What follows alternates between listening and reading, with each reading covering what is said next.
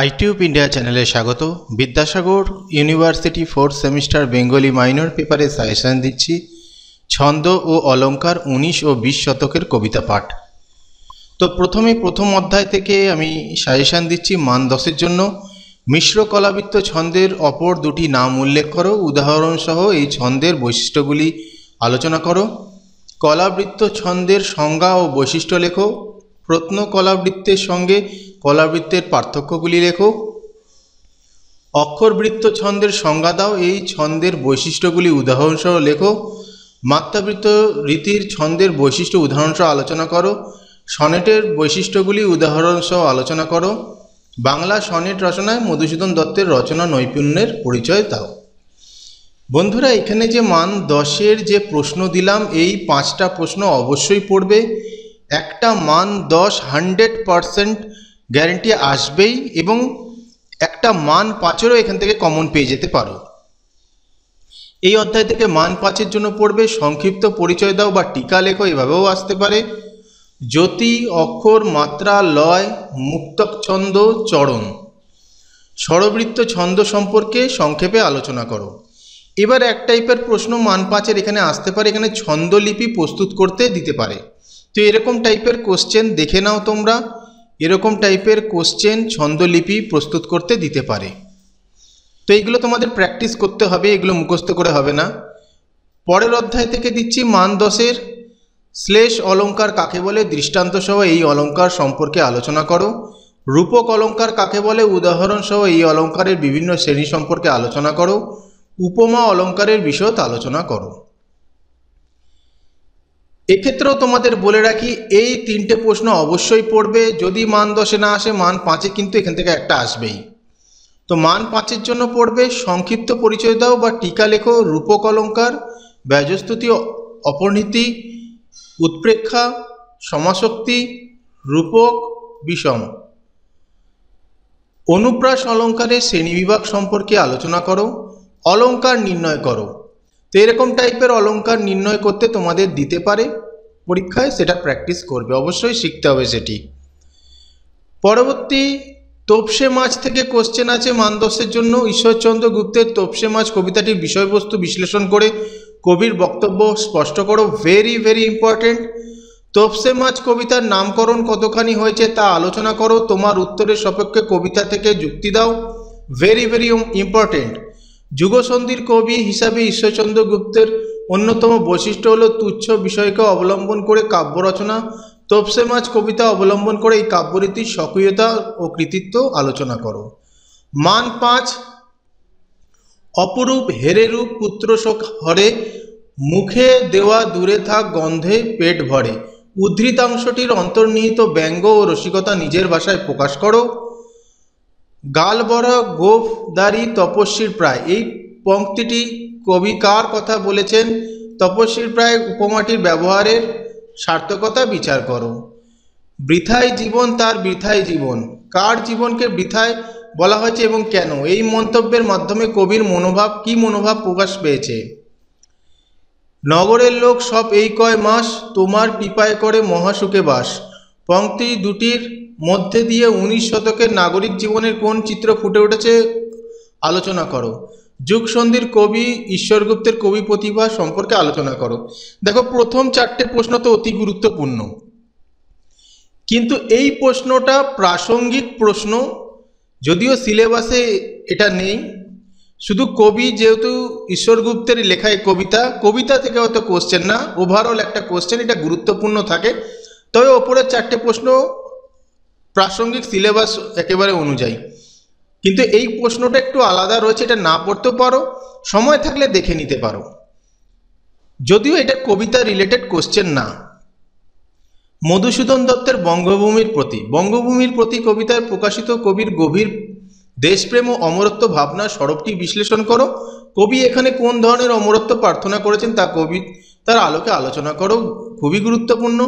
বঙ্গভূমির প্রতি কবিতাটির নামখানি কতখানি সার্থক তার যুক্তিসহ আলোচনা করো, ভেরি ভেরি ইম্পর্টেন্ট।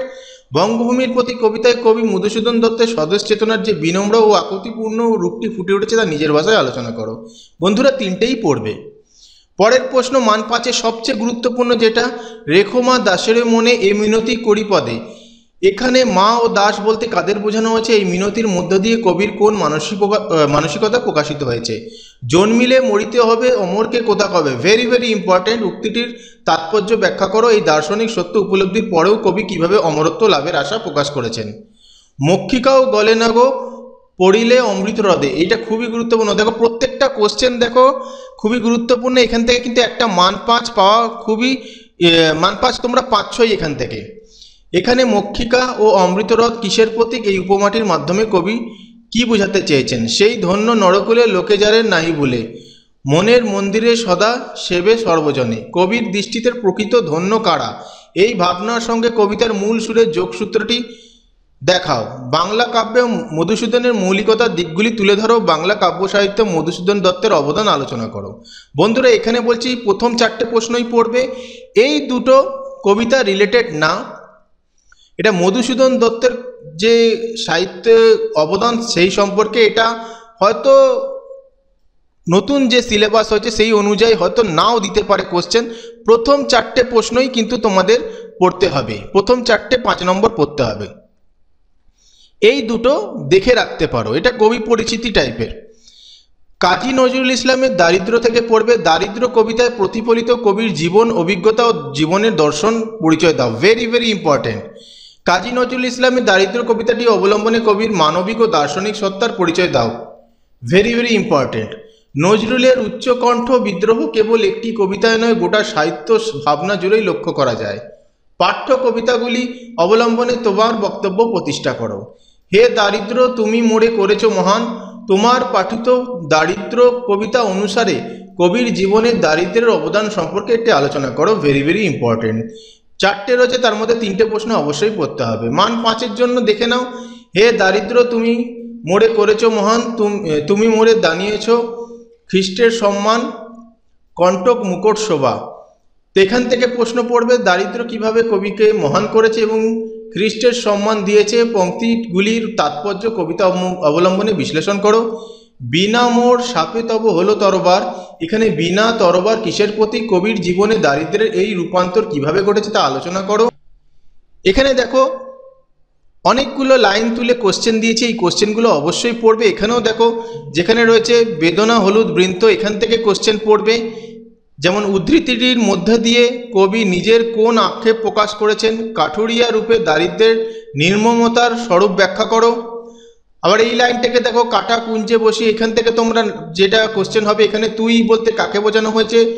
দারিদ্রকে কবি এখানে কোন ভূমিকায় দেখেছেন? এই উক্তির মাধ্যমে কবির জীবনের কোন সত্য উন্মোচিত হয়েছে? তোমার আইনে শুধু মৃত্যুদণ্ড লেখা, এখান থেকে পড়বে। এখানে তোমার বলতে কার কথা বলা হয়েছে? তার আইনকে মৃত্যুদণ্ড বলার কারণ কি? কবিতা অনুসারে আলোচনা করো। আজও শুনি আগমনী, এখান থেকে একেই সানাইয়ের সুর কবির কাছে কেন হাহাকার বলে মনে হয়েছে? কবির এই ব্যক্তিগত অনুভূতির কারণ কবিতার শেষের অংশের আলোকে বিশ্লেষণ করো। পরে রয়েছে পারি নাই বাছা মোর হে প্রিয় আমার। এখান থেকে এই উক্তির মধ্য দিয়ে কবি কোন চরম অসহায়তা ও যন্ত্রণা প্রকাশিত হয়েছে? কবিতার দার্শনিক ভাবনার সাথে এই বাস্তবতার সংঘাতটি নিজের ভাষায় লেখো। এখানে 7খানা প্রশ্ন আছে, যার মধ্যে সবচেয়ে গুরুত্বপূর্ণ প্রশ্নগুলি হলো প্রথমটা যেটা রয়েছে এই কোশ্চেনটা, দ্বিতীয় এবং তৃতীয় কোশ্চেনটা অতি গুরুত্বপূর্ণ রয়েছে। পরের অধ্যায় থেকে পড়বে, বোধ থেকে পড়বে জীবনানন্দ দাশের বোধ কবিতাটি কোন অর্থে কবিসত্তার সঙ্গে অভিন্ন হয়ে গেছে তা আলোচনা করে দেখান। কবি জীবনানন্দের বোধ কবিতায় প্রকাশিত জীবন সংকটের অনুভূতিকে ব্যক্ত করে কবিতার মূল বক্তব্য প্রকাশ করুন। উদ্ধৃতাংশের কাব্যশৈলী বিচার করুন। গলির মোড়ে বেলা যে পড়ে এলো, বোধ কবিতার নামকরণের তাৎপর্য বিশ্লেষণ করো। এখানে 4টে কোশ্চেনই অতি গুরুত্বপূর্ণ, যেখানে অবশ্যই 1, 2 এবং 4-এর প্রশ্ন অতি গুরুত্বপূর্ণ। মান 5-এর জন্য পড়বে এই প্রশ্নগুলি, দেখতে থাকো। স্বপ্ন নয় শান্তি নয়, এখান থেকে পড়বে এই বোধ বলতে কবি কি বুঝিয়েছেন? কবিতার আলোকে এই বোধের স্বরূপ ও কবির জীবনে তার প্রভাব আলোচনা করো। সহজ লোকের মতো কে চলিতে পারে? এখান থেকে পড়বে এখানে সহজ লোক বলতে কাদের বোঝানো হয়েছে? কবি কেন তাদের মতো জীবনযাপন করতে পারেন না? তার এই অপারগতার কারণ কবিতা অবলম্বনে বিশ্লেষণ করো। তবু কেন এমন একাকী এখান থেকে পড়বে বোধ কবিতায় কবি সাধারণ মানুষের সঙ্গে একাত্ম হতে চেয়েও কেন ব্যর্থ, তার এই বিচ্ছিন্নতা ও একাকিত্বের কারণ পংক্তিটির আলোকে আলোচনা করো। মরার খুলির মতো ধরে এই লাইন থেকে কোশ্চেন যেটা হবে, পংক্তিটির তাৎপর্য বিশ্লেষণ করো। এই সর্বগ্রাসীর বোধ থেকে মুক্তি পাওয়ার জন্য কবির তীব্র প্রচেষ্টা কিভাবে ব্যর্থ হয়েছে তা আলোচনা করো। বোধ কবিতাকে কবি জীবনানন্দ দাশের আত্ম উপলব্ধির বা আত্মবিশ্লেষণের কবিতা বলা যায় কিনা তা যুক্তিসহ আলোচনা করো। দেখিবে সে মানুষের মুখ, কবিতার শেষে কবির বোধ কিসের প্রতি আকৃষ্ট হয়েছে, এই পংক্তিগুলির মাধ্যমে কবির জীবন দর্শন ও বিশ্ববিখ্যাত যে পরিচয় পাওয়া যায় তা ভাষায় লেখো। এইসব স্বাদ এইসব পেয়েছি আমি বাতাসের মতন অবাধ। তো এখান থেকে কবি জীবনে কি কি স্বাদ পেয়েছেন, এই সমস্ত জাগতিক অভিজ্ঞতা সত্ত্বেও কেন তিনি বিচ্ছিন্ন বিষণ্ণ কবিতা অবলম্বনে লেখো। এখানের মধ্যে সবচেয়ে গুরুত্বপূর্ণ মান 5-এর প্রশ্নগুলো অবশ্যই 1-এর প্রশ্নটা, 2-এর প্রশ্নটা, 4-এর প্রশ্ন এবং 6-এর প্রশ্নটা 7-এর প্রশ্নটা খুবই গুরুত্বপূর্ণ রয়েছে।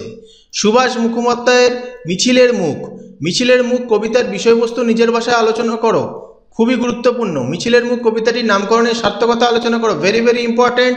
মিছিলের মুখ কবিতাটি কবি দুটি ভিন্ন ধর্মী জীবনবোধের ছবি এঁকেছেন, একটি বিপ্লবী আদর্শের, অন্যটি গতানুগতিক আত্মকেন্দ্রিকতার। এই দুই ধারের বৈপরীত্যের ফুটিয়ে তুলে কবি কিভাবে তার মূল বক্তব্যকে প্রতিষ্ঠা করেছেন তা আলোচনা করো, অবশ্যই গুরুত্বপূর্ণ। প্রথম 3টে প্রশ্ন অবশ্যই পড়বে, যদি এখান থেকে আসে অবশ্যই কমন পেয়ে যাবে। মিছিলের মুখ কবিতাটি একটি স্মৃতি কথামূলক কবিতা বলা হলেও এর অন্তিম পর্বে কবি এক ভবিষ্যৎ নির্মাণের স্বপ্ন দেখেছেন। কবিতাটি অবলম্বনে কবির এই বিপ্লবী স্বপ্ন ও আকাঙ্ক্ষার রূপটি বিশ্লেষণ করুন। তো পরে মান 5-এর জন্য এই প্রশ্নগুলো অবশ্যই করে রাখবে। তবে মান 5 যা উপরে দিয়েছি সেখান থেকে কিন্তু কমন পেয়ে যাবে। তো এখানে এই মিছিলের মুখ থেকে 4টে মান 5 ভালো করে পড়ে রাখবে। যাই হোক, কোশ্চেনগুলো ভালো করে পড়ো। নতুন সিলেবাস, এর পূর্বে বেশ কিছু এখানে কবিতা অ্যাড হয়েছে যেগুলো পূর্বে তোমাদের ইউনিভার্সিটিতে হয়নি, তাই যেগুলো দিয়েছি ভালো করে পড়ো। ভিডিওটা ভালো লাগলে লাইক কমেন্ট শেয়ার করে দিও।